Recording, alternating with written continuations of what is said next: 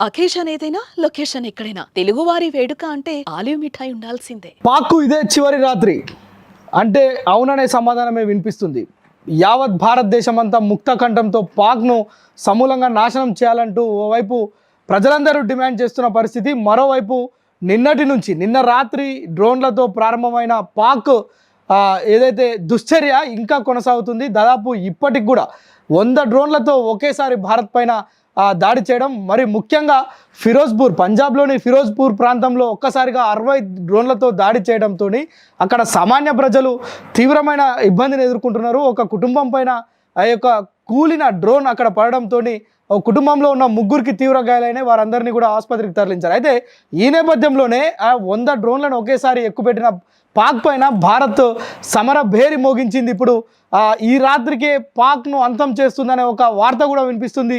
అయితే ఇప్పుడు ప్రస్తుతం ప్రధాని నరేంద్ర మోడీ నివాసంలో విదేశాంగ మంత్రి, అదేవిధంగా రక్షణ శాఖ మంత్రులు రాజ్నాథ్ సింగ్, అదేవిధంగా రవిశంకర్, వీరితో పాటు త్రివిధ దళాధిపతులు, అదేవిధంగా అజిత్ దోవల్ ప్రత్యేకమైన సమావేశం నిర్వహించారు. అయితే పాక్ చేస్తున్న ఈ దుస్సాహసానికి ఇక ఫుల్ స్టాప్ పెట్టాల్సిందిగా వారందరూ నిర్ణయించినట్లుగా మనకు తెలుస్తుంది. అయితే మనకున్న సోర్స్ ప్రకారం ఈ రాత్రికే యుద్ధం ముగిస్తుంది, పాకిస్తాన్ ప్రపంచ పటంలో లేకుండా పోతుంది అనేది మాత్రం చాలా స్పష్టంగా అర్థమవుతుంది. అయితే ఇప్పటివరకు 100 డ్రోన్లతో అల్ప సంతోషపడుతున్న పాక్ 100 డ్రోన్లను కూల్చి భారత్ తన విజయాన్ని మరొకసారి విజయ భేరిని మోగించినట్లుగా అయితే తెలుస్తుంది. అయితే ఈ రాత్రి తర్వాత రేపు ఉదయం పాకిస్తాన్ ఉంటుందా లేదా అనేది మీరు ఒకసారి కామెంట్ చేయండి. అదేవిధంగా పాకిస్తాన్ను మొత్తం పాకిస్తాన్ భూభాగం కూడా లేకుండా భారత్ దానికి ప్లాన్ చేస్తుంది. ఈ రాత్రే దానికి శ్రీకారం చుడుతున్నట్లుగా కూడా తెలుస్తుంది. త్రివిధ దళాలు మొత్తం పాకిస్తాన్ను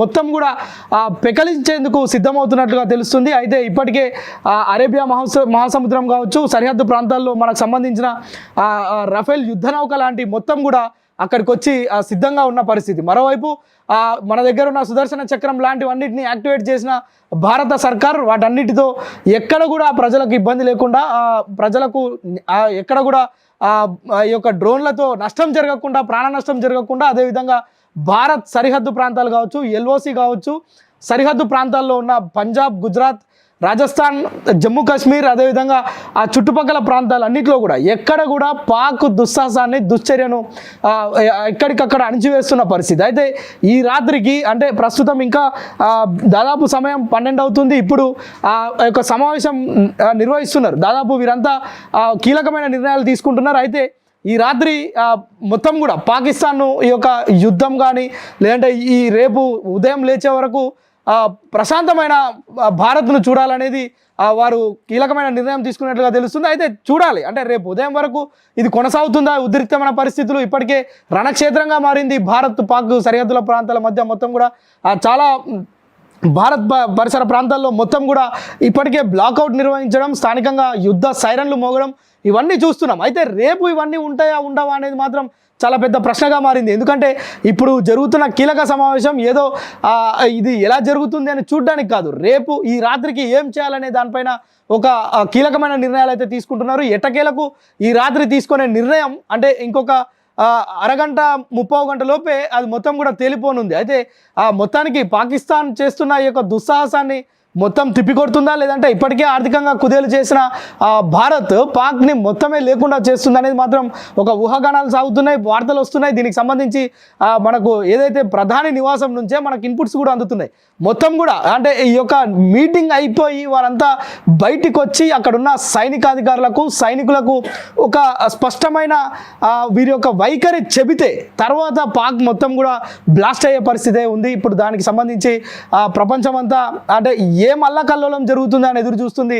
పాక్ ప్రపంచ దేశాలు చెప్తున్న మాటలు పాక్ వినడం లేదు కనుక ప్రస్తుతం పాక్కు బుద్ధి చెప్పే, పాకిస్తాన్కి బుద్ధి చెప్పే ఒక నిర్ణయం మన భారత్ తీసుకుంటున్నట్టుగా తెలుస్తుంది. చూడాలి రేపు ఉదయం, అంటే నిన్న ఉదయం నిద్ర లేచే వరకే పాకిస్తాన్ ఈ దుశ్చర్య జరుగుతుంది, దుశ్చర్య చేస్తుంది, దుశ్చర్యకు పాల్పడుతుందనే వార్తలు విన్నాం. అయితే వాటన్నిటిని తిప్పికొడుతుంది భారత్ అని కూడా విన్నాం. ప్రస్తుతం ఈరోజు రాత్రి కాగానే మళ్ళా డ్రోన్లతోటి 100 డ్రోన్లతో ఒకేసారి ఆ యుద్ధం ప్రకటించింది పాక్. ఆ యొక్క పాక్ డ్రోన్లన్నింటినీ కూడా నేలమట్టం చేసింది భారత్.